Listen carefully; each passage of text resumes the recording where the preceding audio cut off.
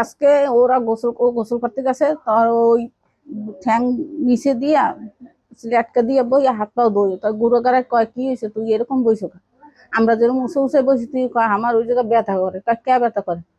হ্যাঁ, এরপরে গুঁড়োগাড়া ওরা ছোট ছোট গুঁড়োগাড়া দরকার এরকম এরকম। এরপর পাশে ঘরে লাভলি ভাবে পাশে ঘাটটায় বসেছিল, হে আবার হুন না হে, এরপর আমারে সুমন ভাইয়ের বউরে আর আমারে বলাই নিয়েছে, বলাই নিয়ে আমারে কয় যে এই ঘটনা তোমার মায়ের সাথে ঘটছে, তোমরা কি জানো? আমি কি ভাই আমার মাইয়ে তো আমাদের কয় না, ও কয় নাই ভয়তে যদি আমি মারি, এই ভয়তে আমার কাছে কয় না। আমি জিজ্ঞাসা করছি পর ও আমার কাছে তখনও কয় না। এরপর আশপাশ সবার কাছে জিজ্ঞাসা করছে, 2-3 জনের নিয়ে চেক করছে, এরপর দেয় যে সত্যি। এরপর আমি জিজ্ঞেস করছি হে বেড়া তো হে তো বোঝেন কি খিচ দিতেছে, মহিলা খিচ দিতেছে আমাকে লাগে।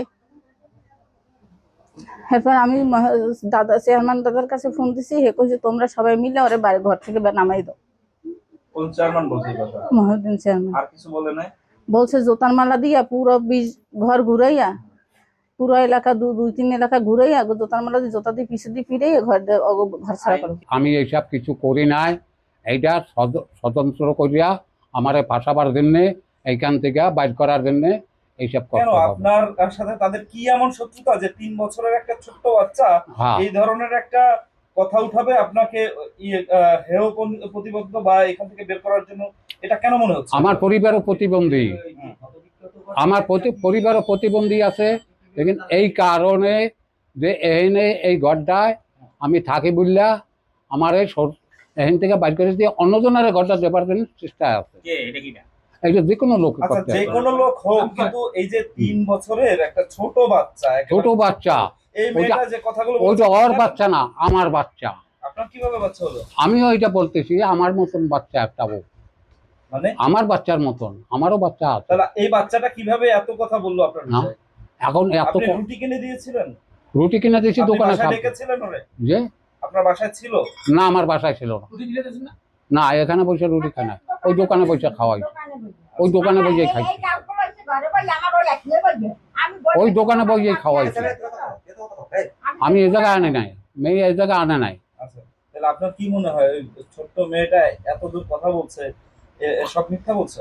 বাবা যদি এখন কি কম আর এর থেকে আর আমার তো করার কোনো ই নাই, দেই না। মেয়েটার আমি চিহ্ন আছে, আমি এই কথাটাই বলতে পারি যে আমার মাথার উপরে আপনারা কোরআন শরীফ রাইখা আমার কাছে বলেন যে এই জিনিসটা তুমি করছো না না করছো, আমি আমি এই জিনিসটা করি না বাবা।